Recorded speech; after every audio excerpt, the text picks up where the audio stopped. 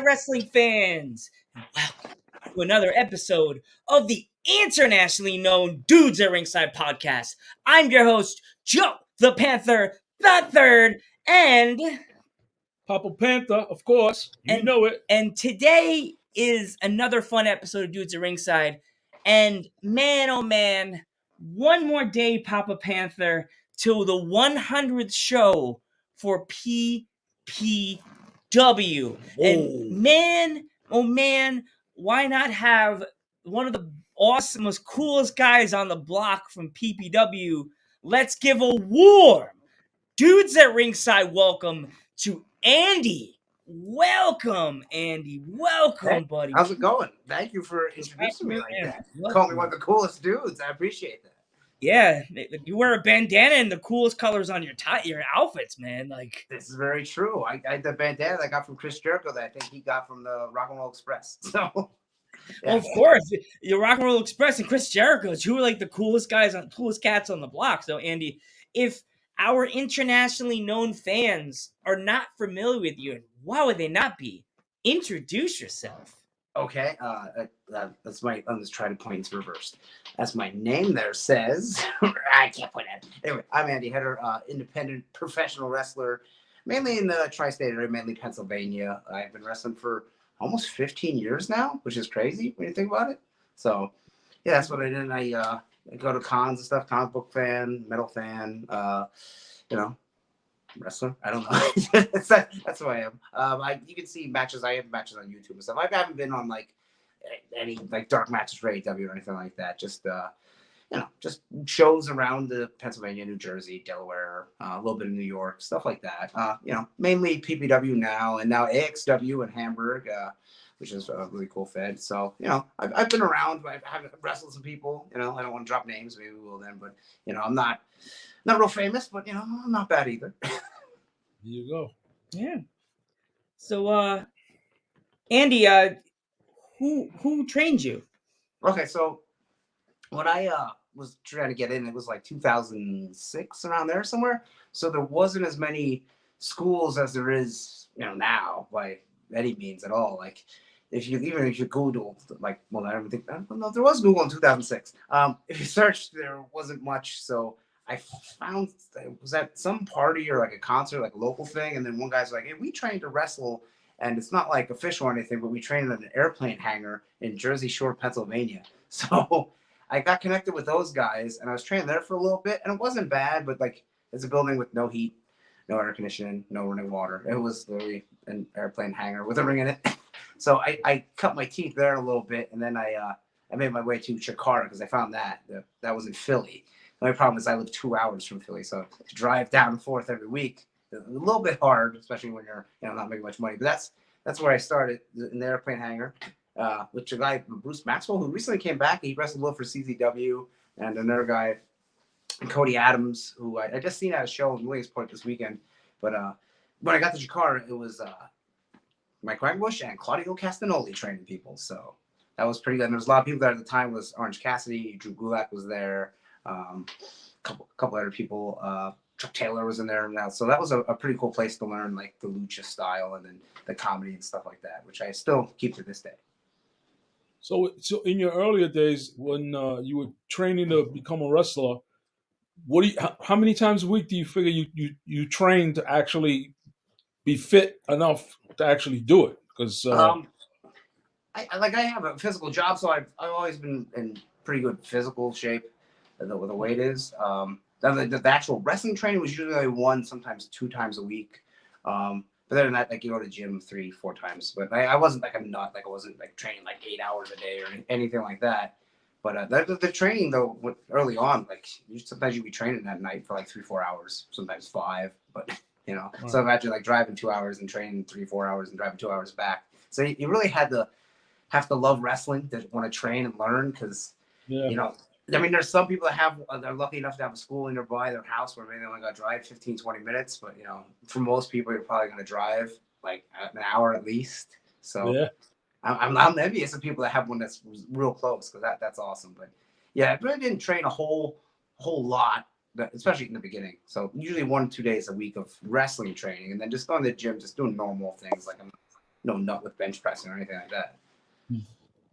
Now, in your days in when you at the very beginning, when you actually started actually physically getting into the ring and performing, um, was there selling tickets at this place where you trained at, and were there exhibitions of young wrestlers just getting into it? Not really like Those- Right, even when I started, like even I was like training with Chikara, but I was still like there's local shows that the guys I knew were on, and I was able to get on those shows. So like it wasn't really about selling tickets. I mean, you could, and they'd be appreciative of it, but they were like real small time indie shows in PA here, Pennsylvania. Right. So they didn't have to sell tickets, but like there was like guys that were like those guys have been wrestling for years, but obviously like and then their own trainees, so they were kind of like a little bit of exhibition style. So like there was like right, let's say there's 8 matches on the show, maybe there was 2 with the guys that were fairly new, and then the rest were all guys that were at it for a couple years, or they would like splice you in like, oh, okay, you're gonna wrestle this guy that's been wrestling for a couple years, but that's good because then you learn that way. absolutely. Yes, totally. So, Andy, is there any other place in the country or in the world that you would like to travel to that you haven't been to yet? My main goal in life is probably to wrestle in Japan. That'd be awesome. I love Japan. I can speak a little bit Japanese and read a little bit Japanese, and plus I like anime and of course New Japan Pro Wrestling. So that would be awesome to wrestle in Japan. That's probably my number one thing. I'll wrestle just about anywhere, but like with my job, because I don't make the big bucks. I wish I did in wrestling. I gotta work Sundays, so it's hard for me to really travel too far to get places, and I have to schedule off because I got work Sunday. But yeah, Japan, and I haven't. I trained there. I have not wrestled in the ECW arena now, the 2300 arena, but I will forever call it the ECW arena. I would love to wrestle there at an actual show. Awesome. Right now I can't think of a question. So That's all right. I have a few questions. let's go. Next question. When you let's go way back. What was your energy like in your very first match? That's one thing I've always had a lot of energy, especially because I was just so excited to actually have a match. And your first one, like even though you don't know a whole lot at that point, you know enough bumps. Some people like a couple limited moves, body slam, suplex, stuff like that. But yeah, I was really excited to actually get in the ring and have an actual match. I haven't seen that match in years and years, so probably wasn't the best. Probably okay. I give myself at least okay, but yeah, I've always had energy in the ring. That's not the one thing I lack. Like you need charisma to be a professional. So like you can't just go in and just I slammed him, I punched him, because that's boring. You got to. So I've always had that, even if I wasn't really experienced. I was like yelling and screaming and jumping off the top rope and stuff. So I've always had energy. It's one thing that I never had a problem with. Some guys do, but like everybody learns. People learn to hit the ropes easier than another guy that will learn a body slam easier. So everyone learns different things at different times. Yeah. Those belts that are behind you, those are actual belts that you've Not earned? that I've won. They are replicas. I'll go up here. So we got. Oh, hold on. It's weird because it's reversed.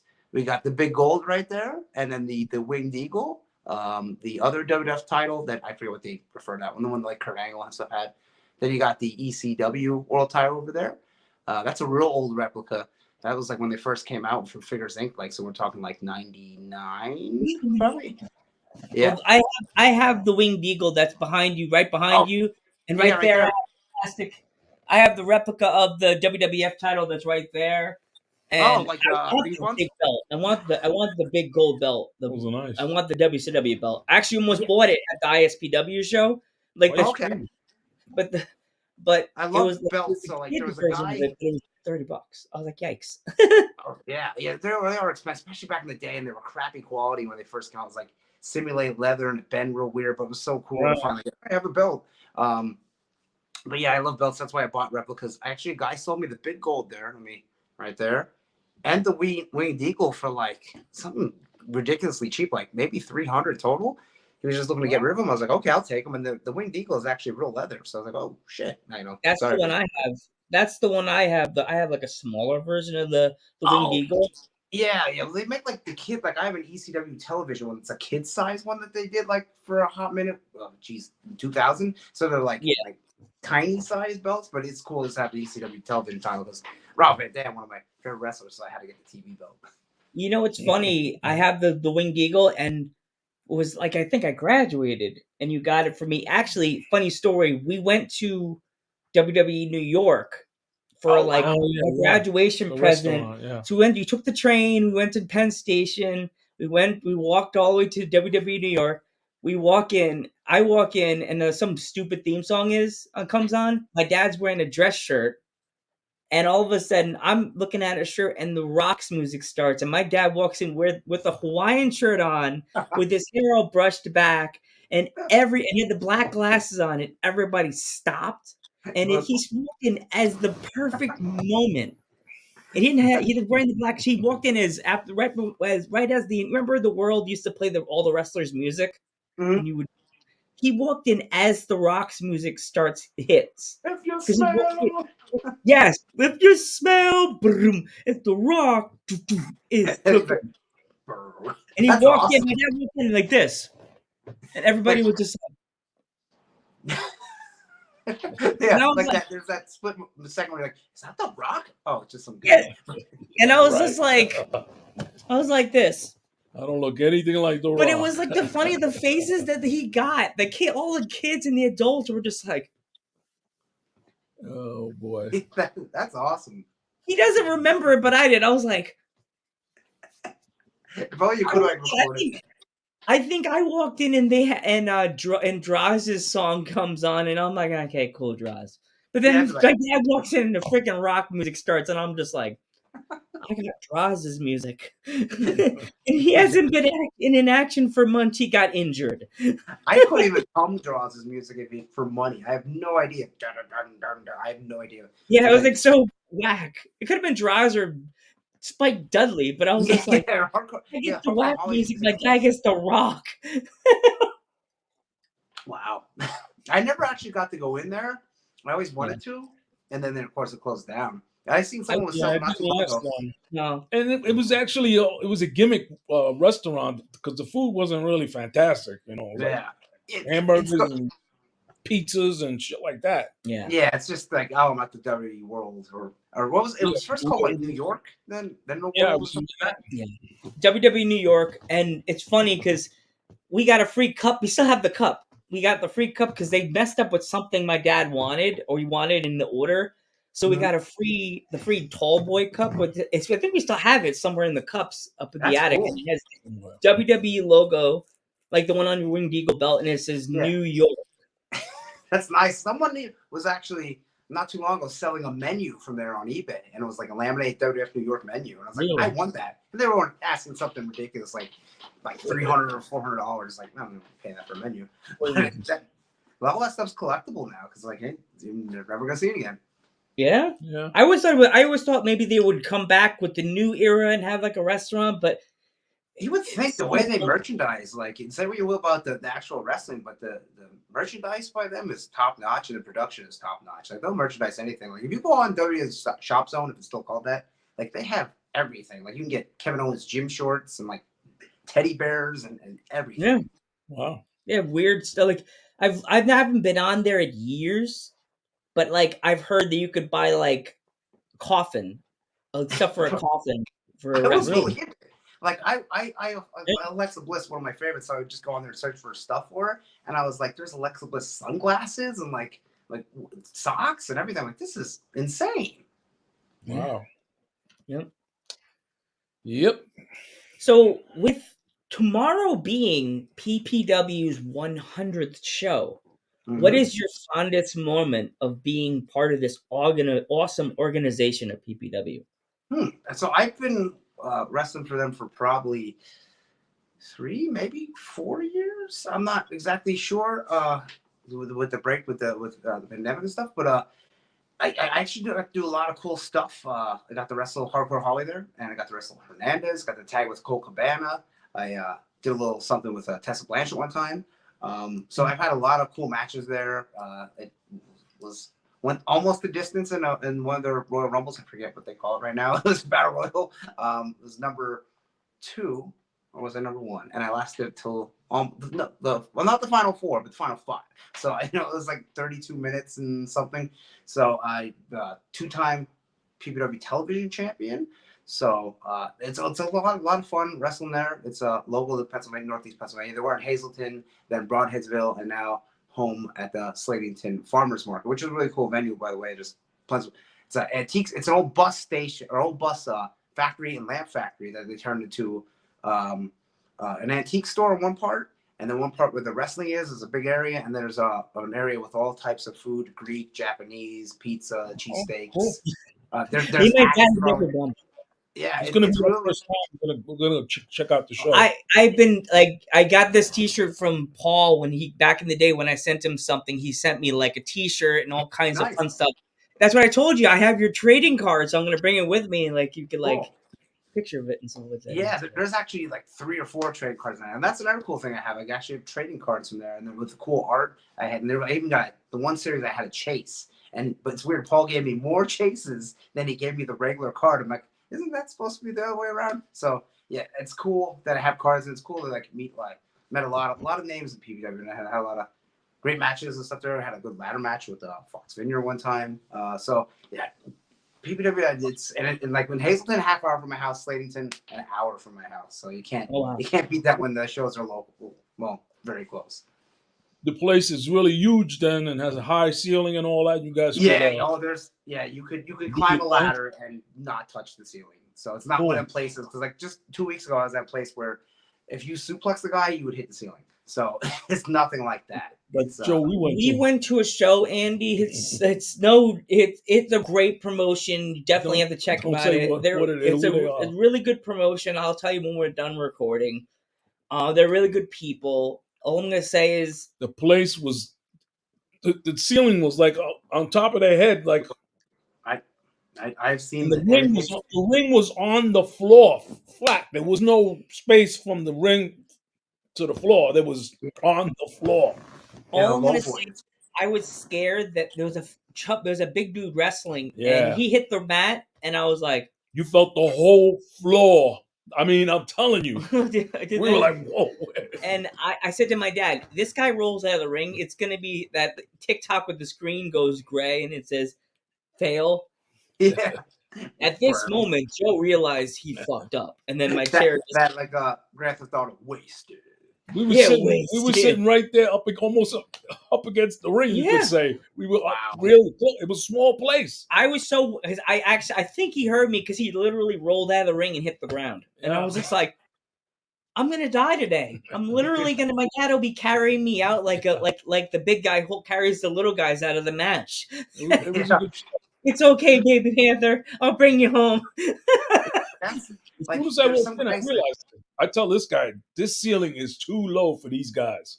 They're not going to be able to jump, and there's places where there's one place that was down by Maryland, and if you sat on the top rope, you could do this and touch the ceiling. And I was like, why would you even run this building? This is ridiculous. I mean, and then you get in there and you can't, even if you pick a guy for a body slam, right? Like you pick him up, you think, oh, that ain't it. Well, his legs are going up in the air. His legs not hitting the ceiling. Yeah.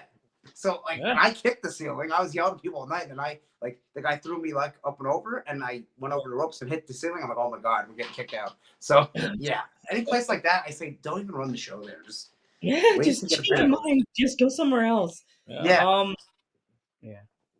So my last question for you, Andy, if there's a young wrestler, up and coming wrestler or a fan that really wants to get in the business, and they've tried so much and they don't know what to do, what kind of advice would you give them? I would say, first off, don't get frustrated, because everything is it's not hard at first. Like, some things will be hard and some things will be easy, and everyone learns the different steps at different times. So like I said earlier, I might learn the ropes, how to hit the ropes faster than you, but you might learn how to do a body slam or suplex faster than me. So you can't get frustrated in that. It takes time to learn anything. A lot of people, it takes time to make your character, or to go out for people and not be afraid to No, like to show emotion and stuff. So like, don't be don't be what was I gonna say? Like, just take your time. Everything will come in time. Just practice, practice, practice, and don't get frustrated. Because frustrated, and then you're like, oh, I can't do it, and then you get in your head, and then you're like, oh, I can't do it, and then you can't do it because you've got it in your head so much that you can't. But yeah, just stick with it. Talk to everybody. Take advice as much as you possibly can. Even if the guy like he's telling you something, and you're like, that's not right. Just be like, okay, thank you, and just kind of put in your head and walk away. But a lot of guys will be out to help you. It's not like years ago where the old guys would hold the young guys back because they're scared of losing their spot. It's not like that anymore. So yeah, just look around. Like if you're looking for a school, maybe message one of the guys that's on. Like if you find them on Facebook and say, hey, how's this school? I mean, most guys will be honest with you and tell you, and be helpful. So just look around at the school. If it looks shady, then maybe don't do it. And some guys like, oh, I'm gonna train you in my backyard on a mattress. No, don't do that. So just research the school, talk to people. Don't be afraid to message them or email them or whatever. And just don't get frustrated. Stick with it, because in time, you'll get it. And then if you don't like it, let's say you go and you're like, I really want to wrestle, but it's not working out. Maybe you can be a manager. Maybe you be a commentator. Maybe you be a ring announcer. Just because you can't wrestle, you can still be involved in wrestling if you want to be. So there's many things to do in wrestling. Awesome. Cool. Thank you so much, Andy, No problem. for taking this opportunity and coming on the podcast. Do you have any closing words, Papa Panther? Keep it up. Keep training. Stay safe, because I know you're going to get bruises and bumps. And yeah. we can't wait to meet you tomorrow at the 100th show. We'll be coming by. I'll definitely try to get another quick interview with you, a little short, quick spot interview before the show. Sure. Yes. Awesome. I'm Joe Panther III. Oops, sorry. I was going to say the Sandman's going to be there, and the Powers of Pain, Warlord, and the Barbarian will be there in action, too. And Leva Bates will be there in action. And also VSK, too. Yeah, oh yeah, I forgot. VSK will be there, and Brian Johnson will be, or now he's Mecca now. Sorry, he is Mecca, and he'll be defending the PPW heavyweight title against the Rembrandt, who I just had a match with. And unfortunately, I did not win, but we'll see what happens next time. So Rembrandt versus Mecca for the PPW heavyweight title will also be on the show. I do not know what I'm doing quite yet, but I'm sure I will be doing something really cool while I'm on the show. So I look forward to it. Slaving Marketplace, it's a cool, but get there early, walk around, check out all the places to eat. There's even axe throwing. There's a vodka bar. There's a cheesesteak place that's coming in that should be open by then. So there's a manga stand if you like manga and anime. So it's a real cool place. Check out the antique store. There's also tag team titles too. Tag team titles. I'm just gonna ask for one favor, that you tell your ring buddies that Joe Panther's gonna be in the house taking interviews. We like to interview everybody, like to get to meet everybody, and invite them to the show. Yeah. There's a whole area where you can interview. Probably, and they'll be more than happy to cut a promo for you or talk to you or whatever. Yeah, sure. Cool. All right, and don't forget that the tag team titles will be on the line that tomorrow night, and it's going to be a great show. I'm so excited. If you haven't bought your tickets, get them now, because these tickets are going to be gone. But if you haven't got your tickets now, you're a fool. Yeah, get your tickets now. We're gonna be there. I'm Joe Panther III, and I'm Papa Panther, and I'm Andy Hatter. And remember, let me get my line in, then you get your line in. So they're them. I'm me, Andy Hatter, and ain't nobody better than Andy Hatter and Joe Panther III and Papa Panther. We'll catch you in the next one. See ya.